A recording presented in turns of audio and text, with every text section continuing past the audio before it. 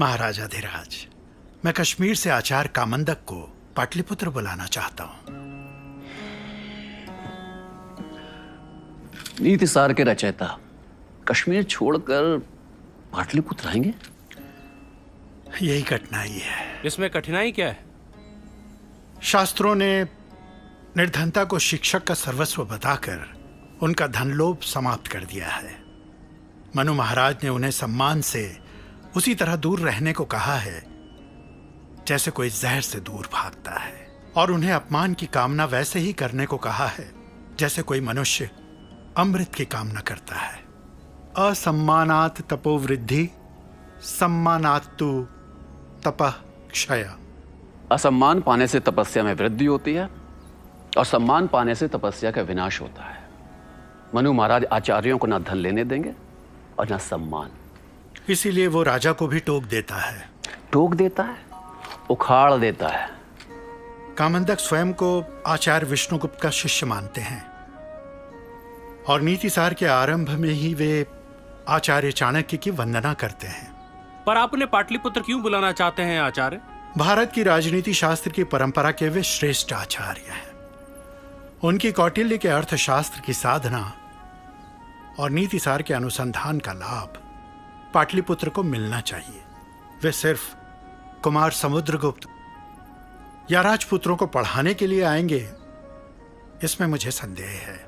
मैं समझ गया, कुआं प्यासे के पास नहीं आएगा, तो फिर कश्मीर से यह ज्ञान की गंगा पाटलिपुत्र कैसे आएगी?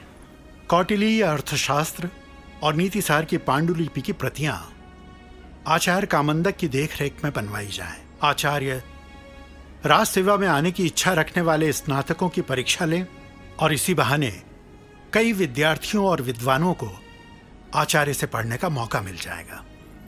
आचार्य हरिशेन, कुमार समुद्रगुप्त को आचार्य कामंदक अपने शिक्षक के रूप में मिले ना मिले, वे पाटलिपुत्र और भारत को मिलने चाहिए। यदि इसके लिए मुझे कश्मीर भी जाना पड़े तो मैं तैयार हूं। महाराजाधिराज, मुझे विश्वास है कि राज सम्मान उन्हें यहां नहीं ला सकता, परंतु मुझे आशा है कि कौटिल्य अर्थशास्त्र और आचार्य विष्णुगुप्त की स्मृतियां उन्हें पाटलिपुत्र जरूर ले आएंगी। यस्य प्रभावाद भुवनम शाश्वते पथि तिष्ठति देवः स जयति श्रीमान दंडधरो महीपति। जिसके प्रभाव के कारण यह संसार शाश्वत मार्ग पर रहता है, वह दंड धारण करने वाला श्रीमान राजा विजयी होता है। केवल यज्ञ के लिए आवश्यक अन्न को ही ग्रहण करने वाले ऋषियों के विशाल वंश में जो अधिकतर प्रसिद्ध हुए हैं, उनमें अत्यंत चतुर, अग्नि के समान दैदीप्यमान, वेद को जानने वालों में श्रेष्ठ, जिन्होंने 4 वेदों को केवल एक वेद ही समझा, जिनके अत्यंत प्रखर संकल्प के वज्र ने पंख वाले पर्वतों के समान विशाल नंद वंश के पर्वत को जड़ सहित उखाड़ दिया। ऐसा करते समय जो अकेले थे, उस एकाकी ने शक्ति धारण करने में इंद्र के समान अपनी मंत्र शक्ति से राजाओं के बीच चंद्रमा के समान शोभा पाने वाले चंद्रगुप्त को नंद की पृथ्वी दी। अर्थशास्त्र की वैभवशाली परंपरा के समुद्र का मंथन करके जिन्होंने नीति शास्त्र का अमृत निकाला, ऐसे ब्रह्मा विष्णुगुप्त की मैं वंदना करता हूं। लिखो, नमः शुक्र बृहस्पतिभ्याम पृथिव्या लाभे पालने। पृथ्वी की प्राप्ति और उसकी रक्षा के लिए पुरातन आचार्यों ने जितने भी अर्थशास्त्र विषयक ग्रंथों का निर्माण किया है, उन सब का सार संकलन कर प्रस्तुत अर्थशास्त्र की रचना की गई है। आगे क्या लिखा है, पढ़ो। जैसे जीभ पर रखे शहद या जहर का स्वाद चखे बिना नहीं रहा जा सकता, उसी प्रकार अर्थ के लेन देन में नियुक्त अधिकारी अर्थ का थोड़ा सा भी स्वाद न ले, यह असंभव है। आगे। जिस प्रकार पानी में रहने वाली मछलियां पानी पीती दिखाई नहीं देती, उसी प्रकार अर्थ कार्यों पर नियुक्त कर्मचारी धन का अपहरण करते हुए नहीं दिखाई देते। आगे। आकाश में उड़ रहे पक्षियों के गतिविधि का पता लगाया जा सकता है, पर धन के अपहरण करने वाले कर्मचारियों की गतिविधि से पार पाना कठिन। लिखो, राजा जब उन अध्यक्षों का पता लगा ले तो उन धन संपन्न अधिकारियों की सारी संपत्ति छीन ले और उन्हें उच्च पदों से हटाकर निम्न पदों पर नियुक्त कर दे, ताकि भविष्य में वो गबन ना कर सके और अपने गबन को स्वयं उगल दें। ऐसे अधिकारी जो राज्य धन का अपहरण नहीं करते, बल्कि न्यायपूर्वक राजा की समृद्धि और उसे प्रिय समझकर उसके हित के लिए सदा प्रयत्नशील रहते हैं, ऐसे सच्चरित्र अध्यक्षों को सदा सम्मान पूर्वक उच्च पदों पर ही बनाए रखना चाहिए। अध्यक्ष प्रचार नामक द्वितीय अधिकरण में उपयुक्त परीक्षा नामक 9वां अध्याय। 9वां अध्याय समाप्त। ये पांडुलिपियां हैं, इन्हें वापस पुस्तकालय भेज दो शारंग, और दोनों लंबी यात्रा की तैयारी करो। ये मैं क्या सुन रहा हूं? तुमने अर्थशास्त्र लिखना स्थगित कर दिया है? इस समय भारत को मेरे अर्थशास्त्र की नहीं, किसी और शास्त्र की जरूरत है जो इसे एक कर सके। ये कैसा दुर्भाग्य है इस राष्ट्र का कि अलक्षेंद्र के लिए आम भी भारत के द्वार खोल रहा है। वाहिक प्रदेश के गणराज्यों में शक्ति है, स्वाभिमान है, पर एकता नहीं है। आम भी पर्वतेश्वर को नीचा दिखाना चाहते हैं और पर्वतेश्वर आम भी को कुचलना चाहते हैं। भारत में जन है, जनपद है, महाजनपद है, गणराज्य है, राज्य है, साम्राज्य है, पर भारतीय नहीं है। खंड खंड में बटा हुआ भारत किसी भी आक्रांता से लड़ नहीं सकता गुरुदेव। यहाँ कोई मागध है, मालव है, क्षुद्रक है, कुरु है, पांचाल है, मल्ल है, मत्स्य है, पर भारतीय नहीं है। एक से अनेक हुए भारत को एक होना होगा। हर दिन भारत के सीमा प्रदेशों से लगे हुए राष्ट्रों से निर्वासितों के झुंड तक्षशिला में प्रवेश कर रहे हैं गुरुदेव, और अपने आक्रांताओं की क्रूरता की कहानियां साथ ला रहे हैं। यदि भारत ने इस चुनौती का प्रतिकार नहीं किया तो वो हारेगा। कई पुष्कलावती, मस्कावती, अष्टक प्रदेश, मालव, क्षुद्रक, ब्राह्मण, शिविराज और गणराज्य नहीं, हारेगा भारत। इसलिए भारत को तुम्हारे अर्थशास्त्र की आज पहले से ज्यादा जरूरत है।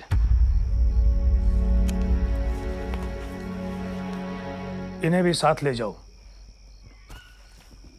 पुस्तकालय में और भी पांडुलिपियां हैं। ये तुम्हारे ग्रंथ की समिधा होंगी तो भी मुझे प्रसन्नता होगी। कहां जा रहे हो? भारत उस समय 16 महाजनपदों में बटा हुआ था।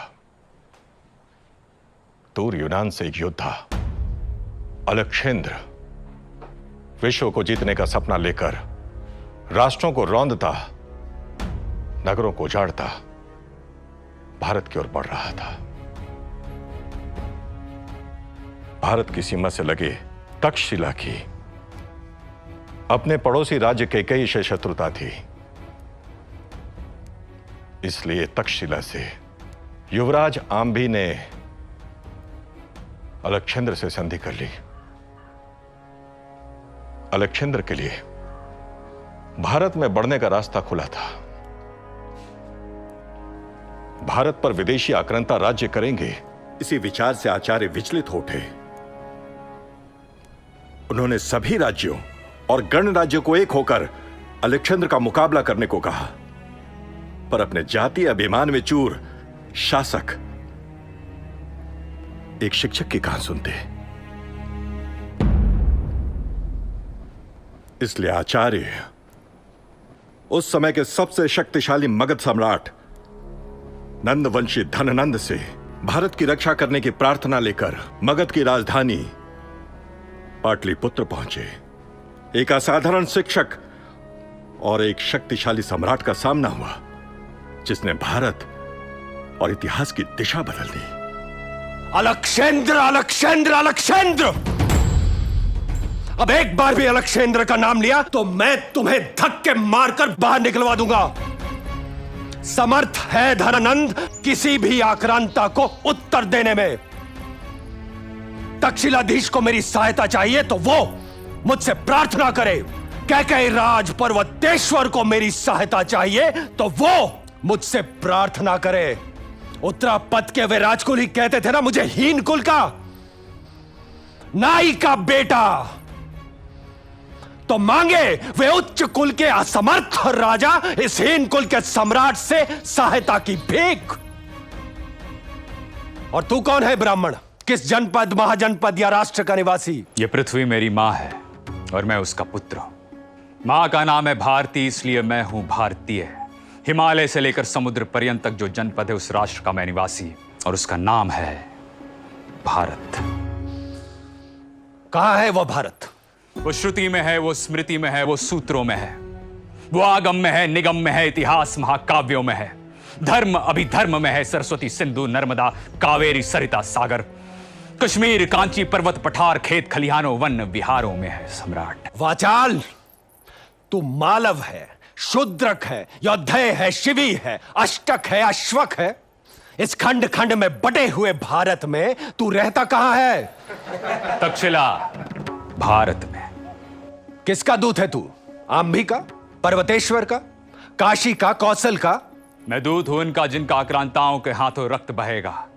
मैं दूत हूं उनका जो अलेक्जेंडर द्वारा मारे जाएंगे। मैं दूत हूं उनका जो अलेक्जेंडर के सैनिकों के पैरों तले रौंद दिए जाएंगे। मैं दूत हूं उस भारत भूमि का जो अलेक्जेंडर के द्वारा पदाक्रांत होगी। मैं दूत हूं भारत की उस स्वतंत्रता का जो कुचल दी जाएगी सम्राट।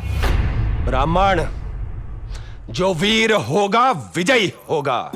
पृथ्वी होती ही है वीरों के द्वारा पदाक्रांत करने के लिए।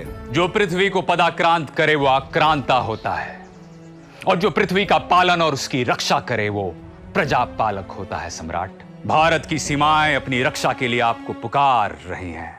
ब्राह्मण, मगध के सामने पहले उन्हें अपना मस्तक तो झुकाने दो। झुकने के लिए मस्तक भी नहीं रहेंगे या हारे हुए होंगे सम्राट। कटे हुए हो या हारे हुए हो, मैं उन्हें अपनी ठोकरों में देखना चाहता हूं। कब तक बचे रहेंगे वे मुझसे? रही किसी आक्रांता की चुनौती तो मैं उसके गंगा पार करने की प्रतीक्षा करूंगा। किसी ने साहस किया, उसका सिर मगध की ठोकर में होगा। ब्राह्मण को तक्षशिला तक जाने के लिए जरूरी अन्न और दक्षिणा दे दो। और कुछ चाहिए भीख में? बंद करें मगध के गुरुकुल में वेद और उपनिषद पढ़ाना। आत्मा की एकात्मा की घोषणा करने वाले राष्ट्र के जनपदों में एकता नहीं है। वसुधा को कुटुंब कहने वाले राष्ट्र में एकता नहीं है। अनंत आत्मा की सत्ता पर विश्वास रखने वाले राष्ट्र में अपने ही स्वजनों के प्रति रक्षा का भाव नहीं है। यह कैसा मगध है? ये बुद्ध और महावीर का मगध नहीं हो सकता सम्राट। ये सारीपुत्र और मौत गलियायन का मगध नहीं हो सकता। ये शिक्षा सर्जन और परिवर्तन का मगध नहीं हो सकता। प्रतिहार!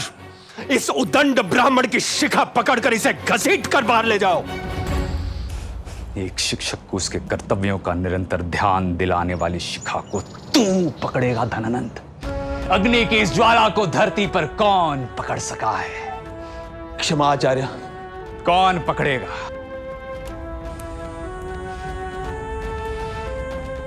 तो तू भी सुन ले आज एक शिक्षक का प्रण।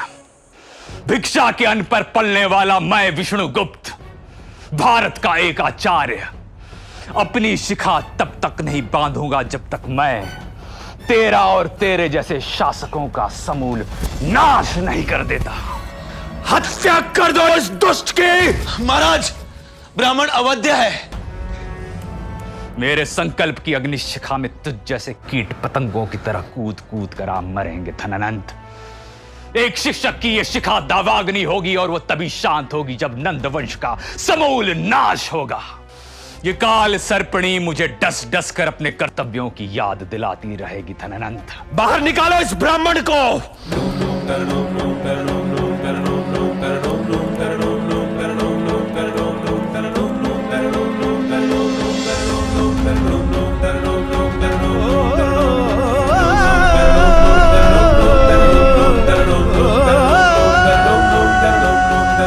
मेरे सामने उद्दंडता करता रहा और मेरे मंत्री, अमात्य और सेनापति चुप रहे। अमात्य राक्षस, मैं उसे मेरे चरणों में गिड़गिड़ाकर अपने प्राणों की भीख मांगते देखना चाहता। क्षमा सम्राट, असहमति और विरोध का सम्मान करना राजा को आना चाहिए। आचार्य विष्णुगुप्त शासन के मत से असहमत है, यह उनका अधिकार है। तो यह अधिकार उनसे छीन लिया जाना चाहिए। असहमति हमेशा नई दिशाएं ढूंढती हैं सम्राट। बुद्ध ने वेदों से असहमति व्यक्त की, महावीर ने असहमति व्यक्त की, चारवाक ने असहमति व्यक्त की। असहमति का सम्मान हमारी परंपरा है। और कड़वा सच बोलने के लिए सच बोलने वाले की हत्या नहीं की जा सकती, कितना ही अप्रिय क्यों ना हो। राजा को सच सुनना चाहिए सम्राट। और जिस दिन शिक्षक ने, बुद्धिजीवी ने, ज्ञान की आराधना करने वालों ने मृत्यु के डर से सच बोलना बंद कर दिया, वो दिन शास्त्रों की पराजय का दिन होगा। इसलिए शिक्षक को गिड़गिड़ाने के लिए, भीख मांगने के लिए मत कहिए, उसे तो सिंह गर्जना करने के लिए कहिए, तभी तो हमारा भविष्य सुरक्षित है। क्या मेरे वंश का समूल नाश करने की प्रतिज्ञा करने वाला पाटलिपुत्र से जीवित जाना चाहिए अमात्य? मुझे प्रसन्नता होती जो मेरे किसी मंत्री ने उसका सिर धड़ से उतार दिया होता। विप्र शस्त्र उठाकर युद्ध नहीं करता सम्राट, उसका हथियार तो क्रोध है। क्रुद्धो ब्राह्मणों हंति राष्ट्रम। कुपित ब्राह्मण संपूर्ण राष्ट्र का विनाश कर देता है। विप्र को विप्र से सहानुभूति तो होगी, पर मुझे नहीं है। ये याचक प्रजा और राजा को लूट रहे हैं। एक आचार्य की रक्षा करना और उसके क्रोध से आपकी रक्षा करना मेरा कर्तव्य है।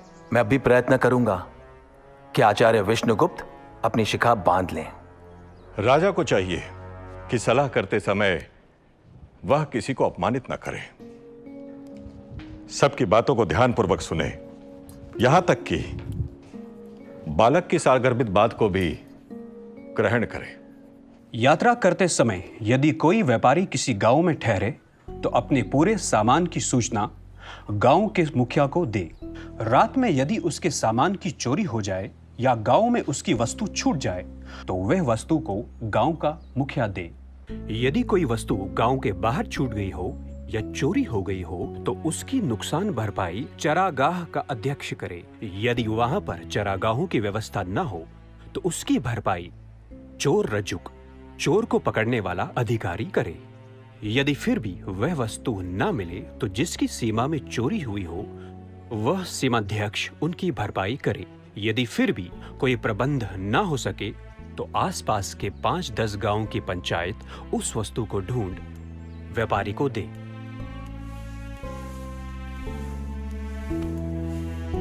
आचार्य, जो हुआ उसके लिए क्षमा चाहता हूं आचार्य। और एक शिक्षक के संकल्प को जगाने के लिए मैं पाटलिपुत्र का धन्यवाद देना चाहता हूं। विष्णुगुप्त, मैं और अमात्य चाहते हैं कि आप पाटलिपुत्र में ही रहें।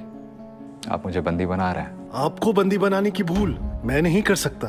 तो क्या चाहते हैं आप? आचार्य, मैं चाहता हूं आप आचार्य बृहस्पति के ग्रंथ को ठीक करने में मेरी मदद करें। जरूर करूंगा, पर पहले लोगों को ठीक कर लो। इस समय इस देश की मांग है सुरक्षा, एकता और सुशासन। क्या तुम इसमें मेरी मदद कर सकते हो अमात्य? पुस्तकों से पहले इस देश को ठीक कर लिया जाए आचार्य। अमात्य, विष्णुगुप्त मर सकता है पर विष्णुगुप्त का सुशासन, अखंडता और एकता का संकल्प नहीं, क्योंकि यह संकल्प सिर्फ मेरा नहीं बल्कि इस देश के हर शिक्षक और विद्यार्थी का है। और इस संकल्प के बीच में अगर देवता भी आते हैं तो ये विष्णुगुप्त उनसे लड़ेगा। इसलिए मैं तुम्हें सावधान करता हूं अमात्य, कि या मेरा साथ दो या फिर मेरे विरुद्ध लड़ने के लिए तैयार हो जाओ। मैं पाटलिपुत्र वापस लौट कर आऊंगा। मुझे शुभकामनाएं नहीं दोगे अमात्य? प्रकरण 14 अध्याय 18 राज प्रणिधि यानी राजा के कार्य व्यापार। इस प्रकरण में राजा को दिन से लेकर रात तक क्या क्या करना चाहिए उसका विस्तार से वर्णन है। राजा यदि जागा हुआ रहता है तो उसका सारा अधिकारी वर्ग भी जागा हुआ रहता है। राजा यदि मद या नशे में रहता है तो उसका सारा अधिकारी वर्ग भी मद में रहता है। ऐसे मद के नशे में धुत अधिकारी वर्ग चुपचाप सारे राज्य कार्यों को पी जाता है। ऐसा राजा धोखा खाता है। इसलिए राजा अपने को सदा ही उन्नतिशील बनाए रखे। राज्य कार्य को ठीक ढंग से चलाने के लिए वह दिन और रात को 8-8 घड़ियों में बांटे। पुरुष की छाया से भी वह समय का विभाजन कर सकता है।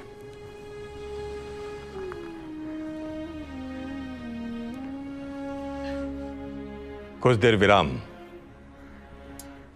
तब तक भारत गाथा आचार्य।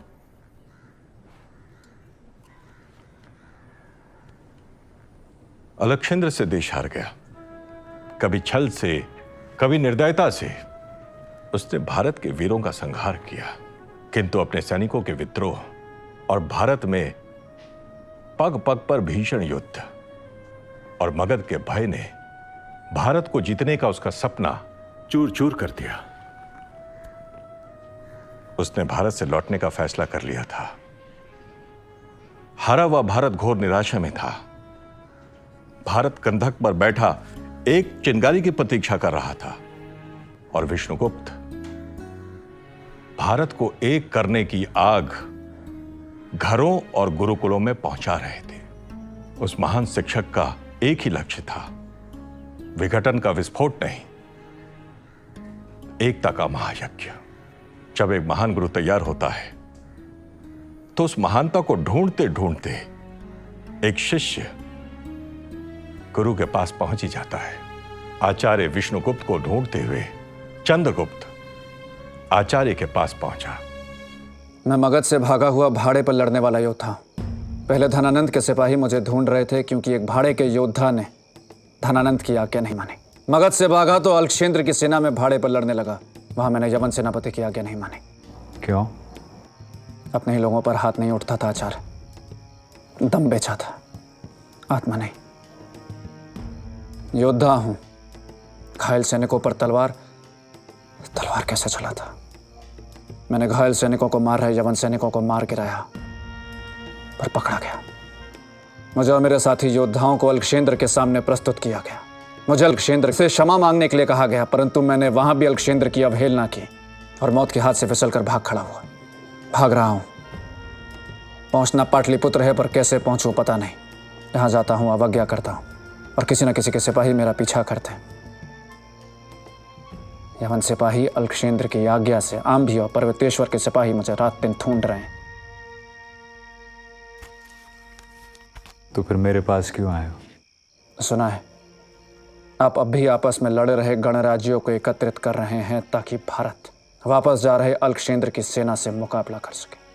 आज तक भाड़े पर लड़ता है, अब बिना भाड़े के भारत के लिए लड़ने के लिए तैयार हूं। सुना है घर घर से ब्रह्मचारी भाड़े पर लड़ने वालों के लिए भी एक मुट्ठी अनाज मांग रहे हैं।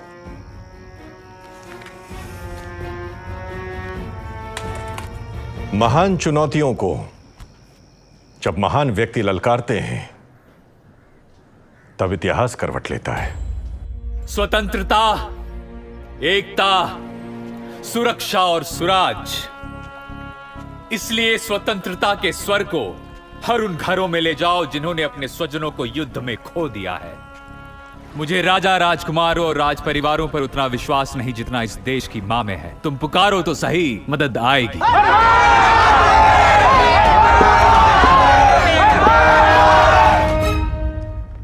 अलक्षेंद्र से हारे हुए गणराज्यों में निराशा थी। हजारों लोगों ने अपनी स्वतंत्रता की रक्षा के लिए अपने स्वजनों को खोया था। आचार्य विष्णुगुप्त और गुरुकुलों ने विदेशी दास्ता के जुए को अपनी गर्दन से उतार फेंकने का देश आह्वान किया। स्वराज्य की ऐसी आंधी उठी कि उसने यवनों को उखाड़ फेंका।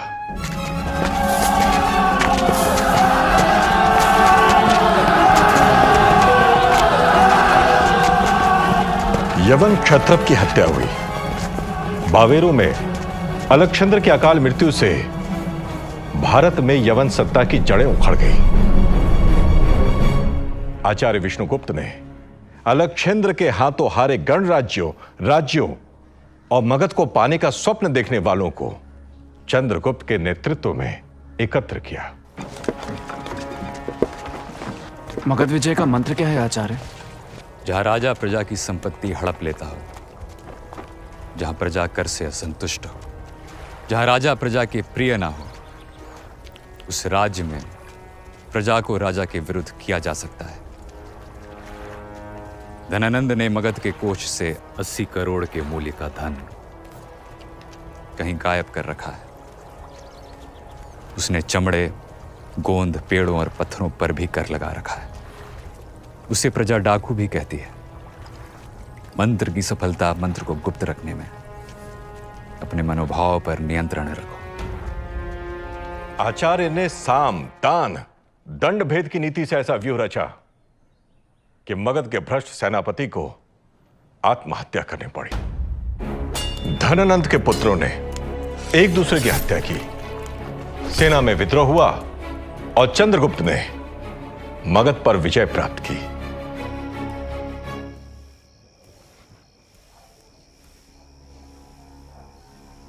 क्या खबर है चंदन दास? नगर को चारों तरफ से चंद्रगुप्त के सैनिकों ने घेर लिया है। नगर के सभी द्वार चंद्रगुप्त के सैनिकों के कब्जे में हैं। चंद्रगुप्त की अनुमति के बिना ना तो कोई नगर में प्रवेश कर सकता है और ना ही नगर से बाहर जा सकता है। पूरी रात नगर में पहरे देने वाले सिपाही नगर की गलियों में घूम रहे हैं। पूरे नगर में घोषणा करवा दी गई है कि रात्रि की पहली 6 घड़ी बीत जाने के बाद और रात्रि की अंतिम 6 घड़ी रह जाने के पहले भेरी घोष होगा।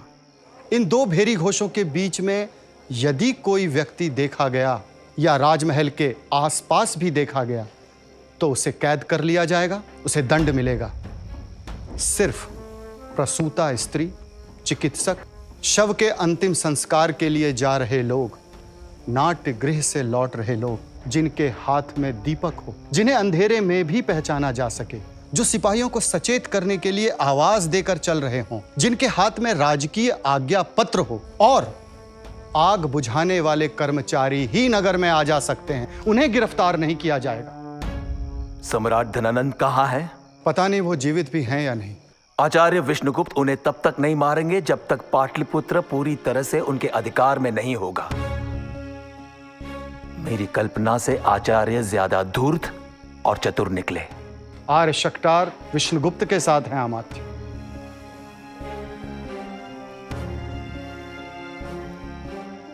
अब हर नंद विरोधी उनका साथ देगा। अधिकरण 2, प्रकरण 55, अध्याय 36।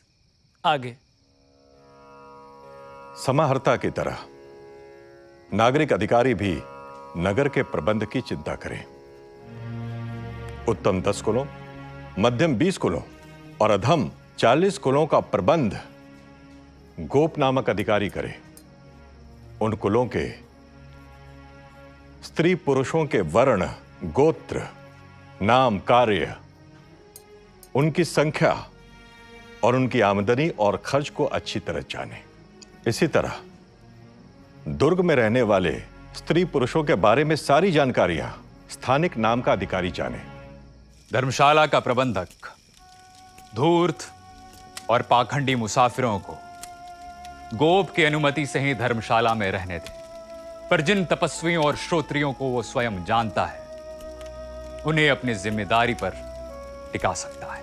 आचार्य, मोटा और महीन काम करने वाले विश्वास पात्र और पहचान के कारीगरों को अपने काम करने की जगह पर ठहराया जा सकता है। व्यापारी अपने जान पहचान के व्यापारियों को अपने दुकानों पर ठहरा सकते हैं। पर देश काल के विपरीत व्यापार करने वाले या दूसरे के सामान को अपने व्यवहार में लाने वाले की सूचना नागरिक शासन को दे। आचार्य, शराब और मांस बेचने वाले, भोजनालय और वेश्याएं अपने अपने जान पहचान वालों को अपने घर पर ठहरा सकते हैं। यदि कोई व्यक्ति अधिक खर्च करता दिखे या अधिक शराब पीता दिखे तो उसकी सूचना गोप या स्थानिक को दी जानी चाहिए। जो व्यक्ति हथियार से लगे घाव का छिपकर इलाज करवाता हो या फिर रोग और महामारी फैलाने वाले द्रव्यों का लुक छिपकर उपयोग करता हो, यदि ऐसे लोगों की सूचना चिकित्सक गोप या स्थानिक को ना दे तो उसे भी अपराधी की तरह दंड दिया जाए, और यदि सूचना दे तो उसे दंड नहीं देना चाहिए। जिस घर में ऐसा काम किया जाता है या ऐसा काम किया गया हो, उस घर का मालिक यदि गोप या स्थानिक को इस बात की सूचना देता है तो उसे क्षमा कर देना चाहिए, और यदि सूचना ना दे तो उसे भी अपराधी की तरह दंड देना चाहिए। घर का मालिक घर में आने वाले हर आदमी या अतिथि या घर से बाहर जाने वाले हर आदमी या अतिथि की सूचना गोप को दे, वरना ये लोग यदि रात में किसी की चोरी करें तो इसका जिम्मेदार घर के मालिक को समझा जाए। यदि वे लोग अपराध ना भी करें तो भी अतिथि के आने की सूचना ना देने के अपराध में घर के मालिक को प्रति रात 3 पण का दंड दिया जाए। जो गर्मी के मौसम में अपने घर के सामने पानी से भरे घड़े, पानी से भरी नाद, सीढ़ी, कुल्हाड़ा, सूप, छाछ, कौंचा, फूस आदि को निकालने के लिए लंबा लठ, चमड़े की मशक आदि का इंतजाम न करे, उसे पण का 1/4 दंड दिया जाए। गलियों तथा बाजारों में पानी से भरे 1000 घड़ों का प्रबंध हर समय होना चाहिए। चौराहों, नगर के मुख्य द्वार, खजानों, कोष्ठागारों, घोड़ों और हाथियों के अस्तबल में भी पानी से भरे 1000 घड़ों का हर समय इंतजाम होना चाहिए। मकान में आग लगाने वाला यदि पकड़ा जाए तो उसे प्राण दंड दिया जाए। सड़क पर मिट्टी, कूड़ा कचरा डालने वाले व्यक्ति को 1 पण का 8वां हिस्सा दंड दिया जाए। कितना? 1 पण का 8वां हिस्सा। यदि कोई गाड़ी कीचड़ या पानी से सड़क पर रुकावट खड़ी करे तो उसे 1 पण का 4था हिस्सा दंड दिया जाए। यदि कोई राजमार्ग को इसी तरह गंदा करे या रास्ते पर कोई रुकावट खड़ी करे तो उसे दुगना दंड दिया जाए। राजमार्ग पर मल त्याग करने वाले को 1 पण, पवित्र तीर्थ स्थानों पर मल त्याग करने वाले को 2 पण, तालाबों पर मल त्याग करने वाले को 3 पण, देवालय में मल त्याग करने वाले को 4 पण, खजाना और कोष्ठागारों में मल त्याग करने वाले को 5 पण का दंड दिया जाए। यदि कोई इन स्थानों पर पेशाब करे तो उसे इसका आधा दंड दिया जाए। यदि जुलाब लगने के कारण या अतिसार या प्रमेह आदि बीमारी या किसी के भय से कोई ऐसा करे तो उसे दंड ना दिया जाए।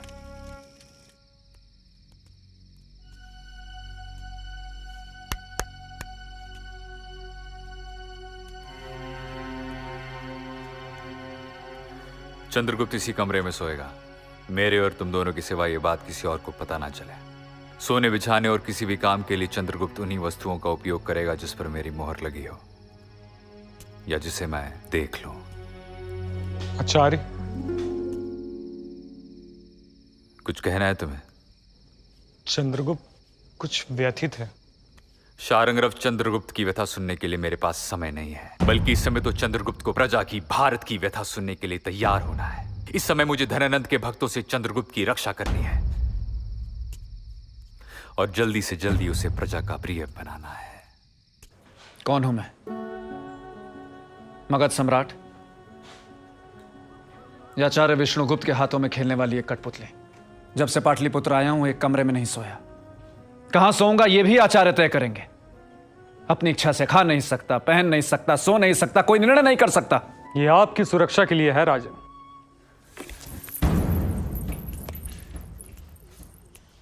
सुरक्षा?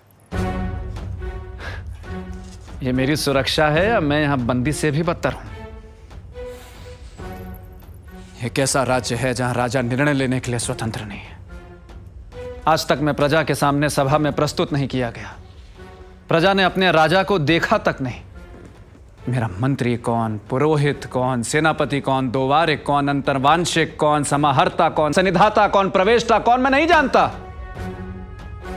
क्यों नहीं कर रहे आचार्य पाटलिपुत्र के सिंहासन पर मेरा अभिषेक? सारे प्रश्नों का उत्तर केवल एक व्यक्ति के पास है,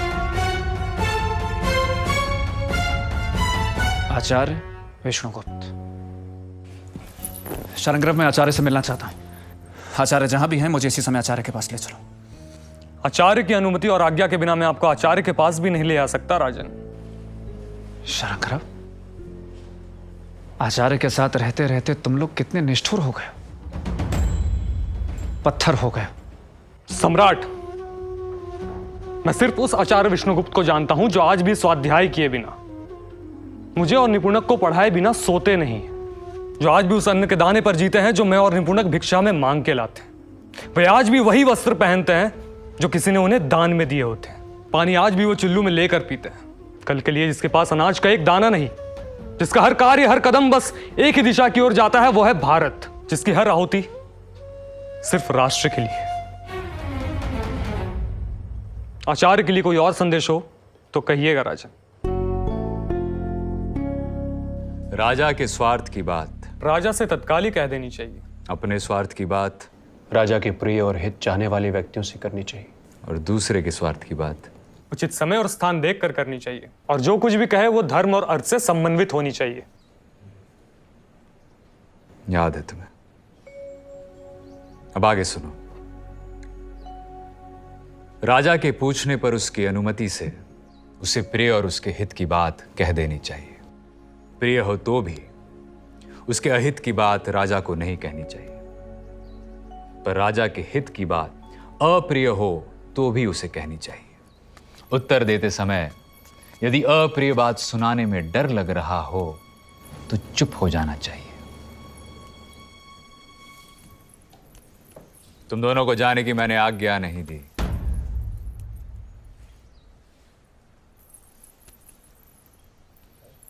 यदि सम्राट गुप्त मंत्रणा करना चाहते हैं तो कह सकते हैं। मैं कौन हूं आचार्य? राजा। आपके शास्त्रों में एक राजा की क्या स्थिति है? शास्त्र और मेरे दृष्टि में राजा की स्थिति एक वेतनभोगी सेवक से बढ़कर कुछ भी नहीं है राजन। ऋत्विक राजपुरोहित पटरानी राजकुमार से लेकर शासन के प्रथम सेवक से लेकर अंतिम सेवक तक का वेतन तय है। तो क्या मैं पाटलिपुत्र में सिर्फ एक दास हूं? राजा की दास जैसी स्थिति ही उसे प्रजा का स्वामी बनाती है चंद्रगुप्त। राजा राष्ट्र के एक सेवक और भृत्य से बढ़कर कुछ भी नहीं है। शारंग्रव, सम्राट को आचार्य शुक्र का मत बताओ। सम्राट, राजा राज्य रूपी वृक्ष का मूल है, मंत्री परिषद उसका धड़ है, सेनापति उसकी शाखाएं हैं, सैनिक उसके पत्ते हैं, प्रजा उसके पुष्प है, देश की संपन्नता उसके फल हैं और समस्त देश उसका बीज है। तो फिर दास का कोई अधिकार भी तो होगा। निपुणक, दास को पहले राजा के कर्तव्य बताओ। राजा का कर्तव्य है कि वो प्रजा को धर्म और कर्म से भ्रष्ट होने ना दे और प्रजा को सुखी करे। प्रजा के सुख में राजा का सुख है, प्रजा के हित में राजा का हित है। अपने आप को अच्छे लगने वाले कार्यों को करने में राजा का हित नहीं है, बल्कि राजा का हित तो प्रजा को अच्छे लगने वाले कामों को करने में है। सम्राट शारंग्रव, अब सम्राट को दास के अधिकार बताओ। अपराधियों का दमन। तो धनानंद अभी तक जीवित और अमात्य राक्षस स्वतंत्र क्यों है? क्या धनानंद मगध का अपराधी नहीं है? क्या कहकर मैं तुम्हें पाटलिपुत्र के सामने प्रस्तुत करूं कि ये देखो, ये रहा तुम्हारा राजा जिसके हाथ धनानंद के खून से रंगे हुए हैं?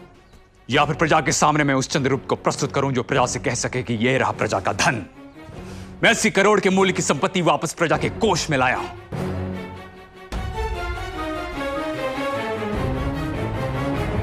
धनानंद के प्रजा के अप्रिय होने के बावजूद आज तक पाटलिपुत्र अजय रहा है, हारा नहीं, गिरा नहीं। मगध में जन विद्रोह नहीं हुआ। उसका एकमात्र कारण है अमात्य राक्षस। अमात्य पाटलिपुत्र की व्यवस्था है। मगध साम्राज्य पर उसकी पकड़ है।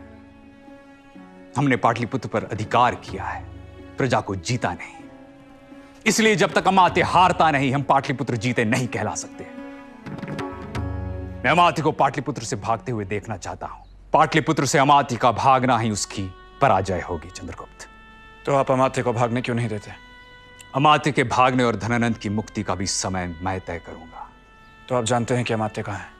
तुम्हारी आंखों से ही तो देख रहा हूं मैं। मेरी आंखें? यानी? शारंगरव, आपके गुप्तचर। पिछले 3 साल से तुमने प्रकट युद्ध किया है और मैंने कपट युद्ध। अमात्य और मैं इस समय कपट युद्ध कर रहे हैं। जाओ, विश्राम करो, पर सावधान रहो। तुम्हारे जीवन पर बहुत घात होने वाले हैं। चंद्रगुप्त की हत्या करने के लिए राजप्रसाद में छुपे हमारे सभी सेवक मारे गए। उस कुटिल ब्राह्मण ने पूरे राजप्रसाद में ही आग लगा दी। पर उन्हें पता कैसे चला कि राजमहल में कई कमरों के नीचे तहखाने हैं? शारंगरव, कक्ष में चींटियों मक्खियों को भी ध्यान से देखो। किसी ने नहीं देखा कि चंद्रगुप्त के कक्ष में चींटियां अपने मुंह में भात का दाना लेकर कहां से आ रही थी। चींटियों के मुंह में भात का दाना देखकर मुझे विश्वास हो गया कि कक्ष के नीचे तहखाना है और तहखाने में प्रतीक्षा कर रहे लोग भात ही खा रहे होंगे। अमात्य, आचार्य विष्णुगुप्त ने पुराने गुप्तचर, वैश्याओं, कारीगरों और बूढ़े सैनिकों को पूरे नगर में नजर रखने के लिए लगा दिया है। पूरा गुरुकुल उनके साथ है। और यह चंद्रगुप्त मौर्य सेनापति और मूरादासी का पुत्र है। यह विष्णुगुप्त आचार्य चणक का पुत्र, और यदि यह चंद्रगुप्त दासी पुत्र है तो पाटलिपुत्र गंधक के ढेर पर बैठा है। क्या आचार्य जानते हैं कि चंद्रगुप्त दासी पुत्र है? जो मैंने सुना है वह उन्होंने ना सुना हो, ऐसा कैसे हो सकता है अमात्य? हर राजकीय अधिकारी के पीछे आचार्य का कोई न कोई व्यक्ति छाया की तरह चल रहा है, और हर राजकीय कार्यालय के बाहर चंद्रगुप्त के सैनिक बैठे हुए हैं। समझ गया। पूरी तैयारी के साथ आया है तक्षशिला का ये आचार्य। एक और बुरी खबर है अमात्य, आचार्य ज्ञान सत्र शुरू करने जा रहे हैं, यानी पाटलिपुत्र के स्नातकों एवं विद्वानों का सम्मान होगा, और ऐसे में चंद्रगुप्त उन्हीं में से कोई नए अमात्य एवं नए अधिकारी चुनेंगे। यानी अब हर कार्यालय में चंद्रगुप्त के समर्थक होंगे। पर आचार्य ने पुराने अधिकारियों को हटाया क्यों नहीं? जो चंद्रगुप्त के अनुकूल नहीं होगा वो नहीं रहेगा। जब तक आचार्य चंद्रगुप्त को पाटलिपुत्र में स्थिर नहीं करते तब तक वो अनुकूल को उत्साह और पुरस्कार देंगे, और प्रतिकूल को आशा और निराशा, सुरक्षा और असुरक्षा के बीच झूलने देंगे। तो अब क्या करें अमात्य? मैं जीते जी आचार्य विष्णुगुप्त को सफल होने नहीं दूंगा। पाटलिपुत्र के किसी भी योग्य व्यक्ति को सिंहासन पर बिठाऊंगा, पर चंद्रगुप्त को स्थिर होने नहीं दूंगा। चंद्रगुप्त के सहायक राजाओं में भेद, अब यही उपाय है। बस एक बार महाराज धनानंद से संपर्क हो जाए। क्या आपको अब भी विश्वास है कि महाराज जीवित हैं? चंदन दास, जब तक महाराज उनके पास हैं, उनके पास सुरक्षा कवच है और हम विवश हैं। और वो महाराज को तभी मारेंगे जब उनकी मृत्यु से चंद्रगुप्त स्थिर हो। आचार्य विष्णुगुप्त जो कर रहे हैं वो मत देखो, वो जो नहीं कर रहे हैं उसे समझने की कोशिश करो।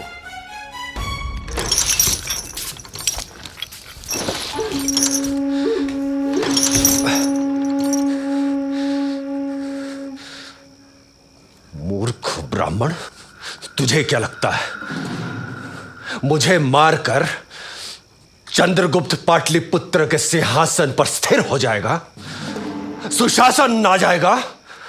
धनानंद,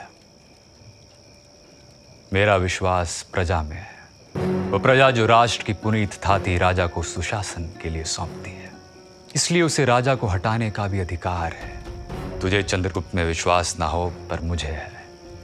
मुझे विश्वास है उस व्यवस्था में जहां राजा राज्य रूपी रथ का एक पहिया है और दूसरा पहिया उसके मंत्री, अमात्य और अधिकारी हैं। मुझे विश्वास है उस व्यवस्था में जहां राजा को गुरुजन और अमात्य वर्ग मर्यादा में रखते हैं और उसे गलत और अनर्थ करने वाले कामों से रोकते हैं। काश तेरे मंत्रियों ने तुझे राज्य की 80 करोड़ की संपदा का अपहरण करने से रोका होता, अनर्थ करने से रोका होता। कहां छिपा रखा है प्रजा का वो कोष? कौन से 80 करोड़ की संपत्ति? प्रजा को उसका धन लौटा दो तो मैं तुम्हें पाटलिपुत्र से सुरक्षित जाने दूंगा। मुझे मारकर अपना प्रतिशोध पूरा कर ले ब्राह्मण। तेरे सारे उत्तराधिकारी मारे जा चुके हैं धनानंद। तुम्हें तुम्हारी पत्नी और पुत्री की चिंता नहीं होगी, पर मुझे है। स्त्री हत्या का पाप मैं चंद्रगुप्त के माथे नहीं लगने दूंगा। चाहो तो अपनी पत्नियों को साथ ले जाना। और मेरी बेटी के साथ क्या करेगा तू? 80 करोड़ लौटा दो तो मैं उसका विवाह चंद्रगुप्त से करवा दूंगा। इसमें भी तेरा स्वार्थ? हाँ धनानंद, प्रजा के धन को अपहरण करने का अधिकार राजा को भी नहीं है। ब्राह्मण, मैं तुझ पर विश्वास कैसे करूं? तुम्हारे पास कोई दूसरा रास्ता है? तू शिक्षक है ना? वचन दे, मेरी बेटी का विवाह मगध सम्राट चंद्रगुप्त से ही करवाएगा और मुझे पाटलिपुत्र से सुरक्षित जाने देगा।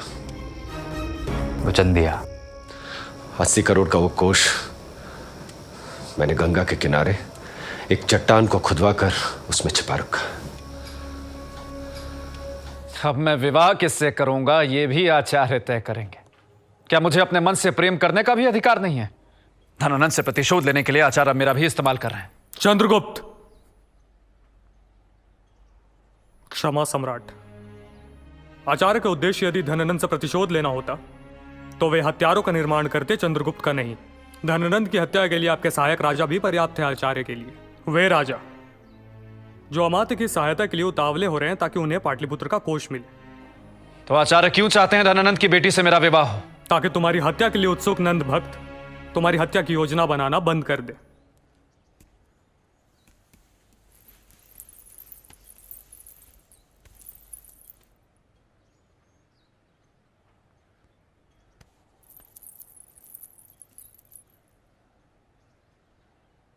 मैंने तुम्हें पाटलिपुत्र का साम्राज्य सुखों के उपभोग के लिए नहीं दिया है। मैंने तुम्हें पाटलिपुत्र का साम्राज्य इसलिए दिया है ताकि खंड खंड में बटे हुए भारत को तुम एक कर सको, ताकि तुम भारत को सुशासन दे सको।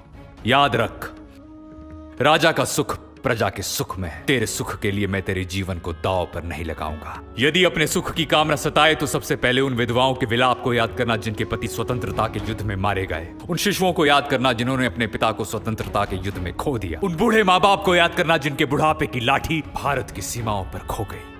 उन नन्ही नन्ही बच्चियों को याद करना जिनके लिए पिता अब सिर्फ उनका राजा है। फिर भी तुम अपना निर्णय लेने के लिए स्वतंत्र हो चंद्रगुप्त।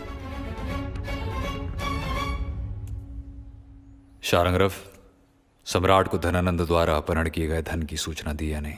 मैं देने ही वाला दे था, पर सम्राट, प्रजा का धन मिल गया है। कल आप पहली बार पाटलिपुत्र की सभा में जाएंगे और पाटलिपुत्र को इसकी सूचना देंगे।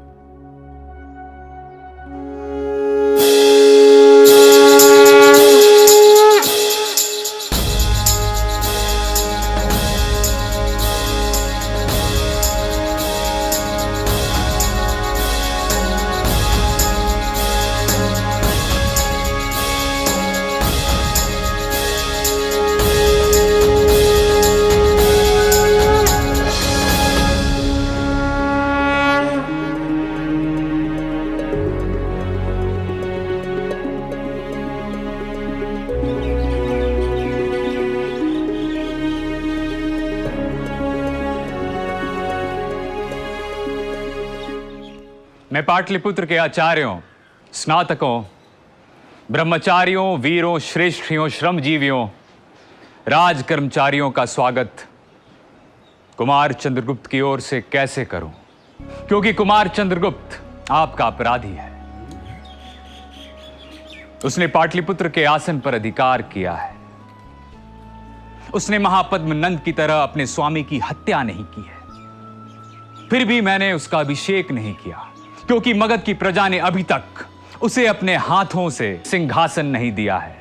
जिस दिन मगध की प्रजा मगध का अमात्य वर्ग, मगध का भृत्य वर्ग कुमार चंद्रगुप्त का अभिषेक करेगा। उसी दिन कुमार चंद्रगुप्त मगध सम्राट कहलाने के अधिकारी होंगे।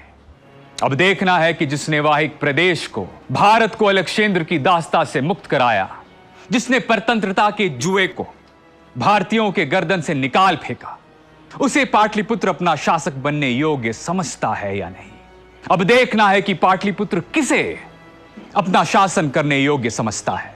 उसे जिसने मगध की प्रजा के कर की 80 करोड़ की संपत्ति का अपहरण किया, या फिर उसे जिसने मगध की प्रजा की खून पसीने की कमाई को वापस प्रजा के कोष में लाया। मैं कुमार चंद्रगुप्त से निवेदन करता हूं कि वह स्वयं इस बात की सूचना मगध की प्रजा को दें।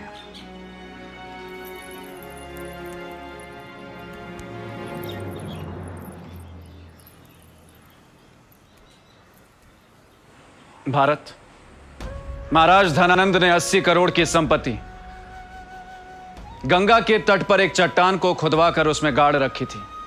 प्रजा की वह संपत्ति वापस राजकोष में पहुंचा दी गई। कुमार चंद्रगुप्त की जय, महाराज चंद्रगुप्त की जय।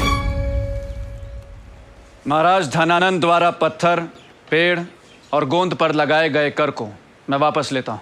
योग योग, कुमार चंद्रगुप्त की जय, महाराज चंद्रगुप्त की जय। पाटलिपुत्र को हर्ष दे, ऐसी और एक घोषणा मैं करने जा रहा हूं। कुमार चंद्रगुप्त महाराज विवाह कर रहे हैं धनानंद की पुत्री से। सम्राट सभी को आसन, पगड़ी, छतरी और आभूषण देकर सम्मान करेंगे। महाराज चंद्रगुप्त की जय, महाराज चंद्रगुप्त की जय, महाराज चंद्रगुप्त की जय, महाराज चंद्रगुप्त की जय। जो मैं नहीं कर पाया वो आचार्य ने कर दिखाया। अब क्या अमात्य? मेरा निश्चय अटल है, चंद्रगुप्त का अभिषेक नहीं होगा। महाराज की बेटी का हित मगध के हित से बड़ा नहीं है चंदनदास। पर अब मैं नगर में रहकर विष्णुगुप्त से नहीं लड़ सकता। मेरे भागने का समय आ गया है।